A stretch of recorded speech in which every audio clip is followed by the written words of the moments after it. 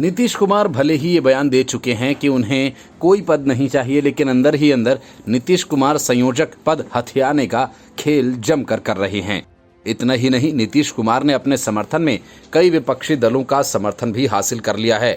हालांकि कांग्रेस को नीतीश कुमार के खेल की जैसे ही भनक लगी, उसने मीटिंग में एजेंडे में संयोजक के चुनाव को शामिल ही नहीं किया।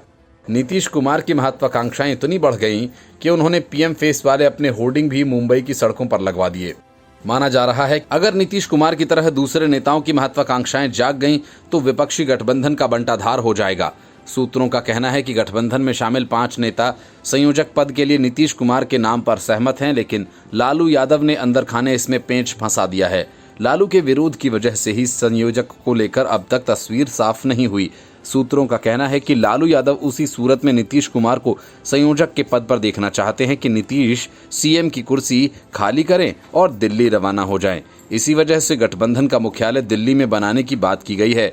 अगर नीतीश सीएम की कुर्सी तेजस्वी यादव के लिए खाली नहीं करेंगे तब उनका संयोजक बन पाना लगभग नामुमकिन होगा।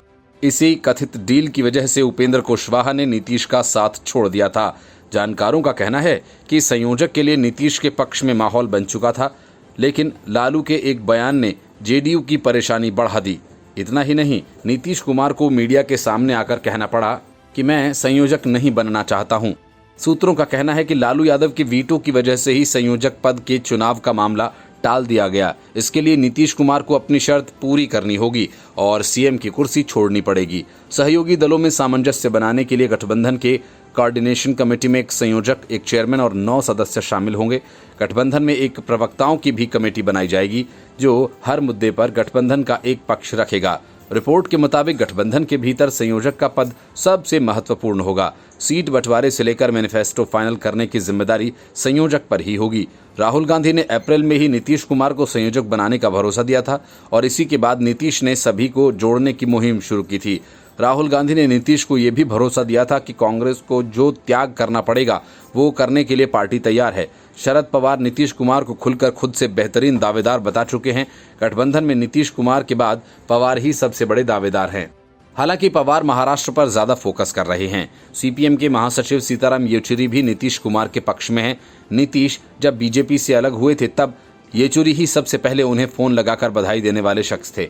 येचुरी नीतीश के सहारे बंगाल में लोकसभा की सीट भी पाना चाहते हैं। सीपीआई के डी राजा नीतीश के पक्ष में खड़े होकर बिहार में अपनी पार्टी के जनाधार बढ़ाने में जुट गए हैं। 1990 के दशक में बिहार में सीपीआई का मजबूत जनाधार था।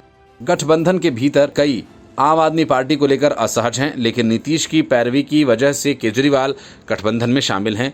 केजरीवाल भी नीतीश के सहारे गठबंधन में शामिल। शिवसेना, तृणमूल, सपा जैसे बड़े दल अभी पशोपेश में हैं।